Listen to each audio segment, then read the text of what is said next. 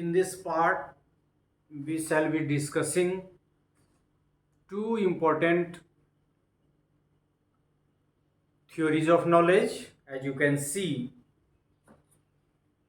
pragmatic and intuition theory of knowledge, प्रयोजनवादी और अंतःप्रज्ञा सिद्धांत, ज्ञान का प्रयोजनवादी एवं अंतःप्रज्ञा सिद्धांत।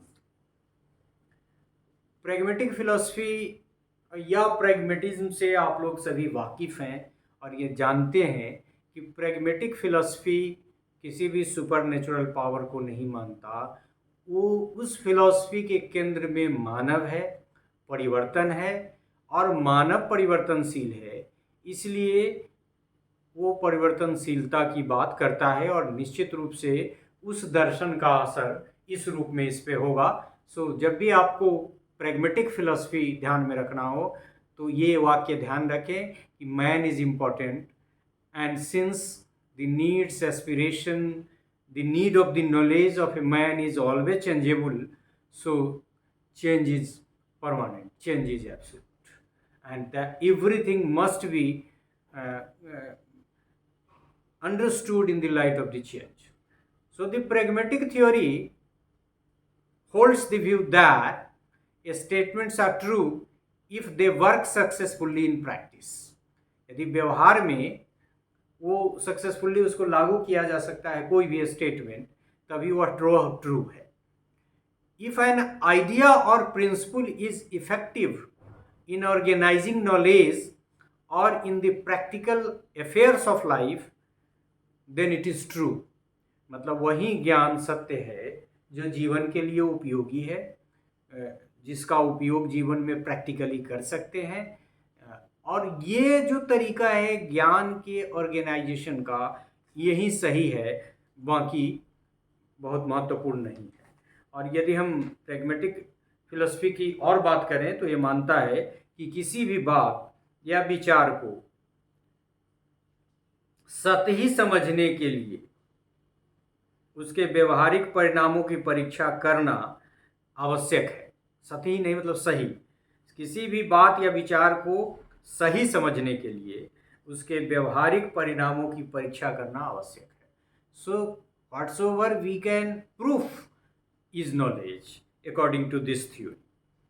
And so far as the intuition, इसको हम लोग आगे इंट्यूशन को सोर्स ऑफ नॉलेज में भी डिस्कस करेंगे, लेकिन यहाँ इंट्यूशन जैसा कि आप समझते होंगे कि आपको इंट्यूशन होता है, बहुत लोगों को इंट्यूशन होता है.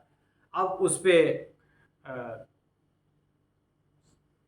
टेलीपैथी वगैरह का कंसेप्ट है. ये कंसेप्ट है कि कभी कोई आपका मित्र आपसे सैकड़ों मील दूर दुखी है, आपको पता चल जाता है, कुछ आपको इंट्यूशन हो जाता है, इस तरफ इशारा है. और बहुत सारे, जैसे हम लोग आर्किमिडीज वगैरह की चर्चा आगे करेंगे, या फिर और भी कई सिद्धांत प्रतिपादित हुए, तो कुछ लोगों को मानना है कि द सोर्स वाज इंट्यूशन.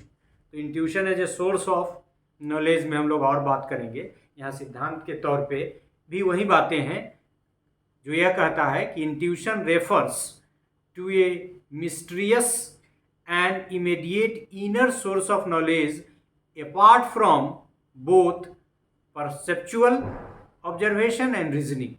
मतलब ये कहता है कि ज्ञान परसेप्चुअल ऑब्जर्वेशन के थ्रू और रीजन के थ्रू नहीं है, ये इंट्यूशन के थ्रू है. इसकी चर्चा आगे सोर्सेज में हम लोग करेंगे.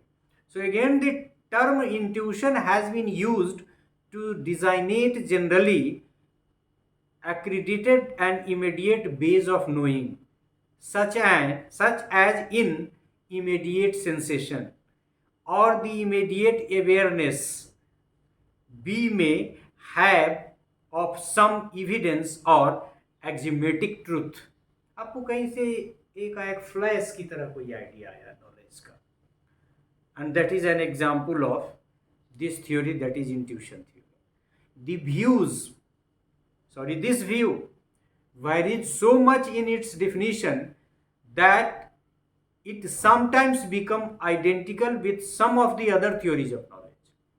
मतलब ये इस सिद्धांत की बहुत सारी बातें ऐसी है कि वो कहीं ना कहीं रिवोल्यूशन वगैरह की तरफ भी इशारा करता है, और ये है कि ये दूसरी थ्योरी से भी संबंधित है, और लगता है कि जैसे इसकी जो मुख्य बातें हैं वो दूसरे भी किसी सिद्धांत की मुख्य बात है। So a related concept denoted by the term insight. Insight formation तो हम लोग जानते हैं वो साइकोलॉजिकल एस्पेक्ट है, उसके तो लर्निंग एक्सपीरियंसेज होते हैं, उसके प्रीवियस नॉलेज होते हैं, उसके फलस्वरूप इनसाइट या अंतर्दृष्टि होती है। तो ये कहीं ना कहीं इनसाइट से भी रिलेटेड है, ये बात यहाँ कही जा रही है। सो ये related concept denoted by the term insight occurs in the literature of modern Gestalt psychology। तो ये कहीं ना कहीं इंट्यूशन और इंसाइट का कोई रिलेशन हो सकता है, इस पे अभी बहुत काम करने की ज़रूरत है। और ये कहीं ना कहीं पैरासाइकोलॉजी की बात है, पैरासाइकोलॉजी पे भी बहुत सारे काम नहीं हुए हैं एक तरह से यदि हम कहें। हालांकि इस तरह के जनरलाइजेशन के लिए मैं कैपेबल नहीं हूँ, फिर भी मेरा अपना जो ज्ञान है उसके आधार पर मुझको लगता है कि पैरासाइकोलॉजी में अभी बहुत सारा काम होना है, क्योंकि वो कठिन भी है। और पैरासाइकोलॉजी का ही ये एस्पेक्ट है इंट्यूशन का, टेलीपैथी का, इंसाइट और इंट्यूशन के बीच के रिलेशनशिप का। क्योंकि इंट्यूशन कैसे होता है, यदि हम इस पे शोध करने की कोशिश करेंगे तो हमको कठिनाई होगी।